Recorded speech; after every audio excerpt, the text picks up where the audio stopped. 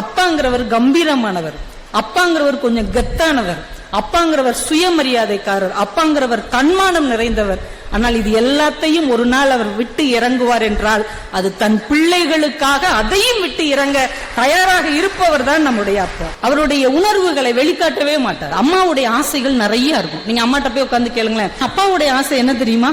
நீங்க அப்பா கிட்ட கேட்கவே வேண்டாம். எல்லா அப்பாக்களுக்கும் ஒரே ஒரு ஆசை தான். என்ன ஆசை தெரியுமா? தான் பிள்ளை ஒரு பொருளை கேட்டு அது என்னால வாங்கி கொடுக்க முடியாது என்கின்ற நிலைமை மட்டும் தனக்கு வரக்கூடாது என்பதுதான் எல்லா தகப்பன்களின் ஆசையாக இருக்கும். அம்மா கை பக்குவத்துல அவிஞ்ச இட்லி எவ்வளவு ருசியா இருக்கு நமக்கு தெரியும். ஆனால் அந்த பக்குவத்துக்கு காரணமா இருக்கிற, அங்கே வெந்து கொண்டிருக்கிற அப்பாவின் வேட்டி யார் கண்ணுக்கும் தெரியாது. அம்மா தோசை மாதிரி அம்மாவுடைய சுவையை, அம்மாவுடைய அன்பை நம்ம அனுபவிச்சுக்கிட்டே இருப்போம். ஆனா அந்த தோசையை தாங்கி கொண்டே அடுப்பில் எரிந்து கொண்டிருக்கிற தோசை கல் தான் நம்ம அப்பா என்பதை நம்மால் கடைசி வரைக்கும் உணர முடியாது.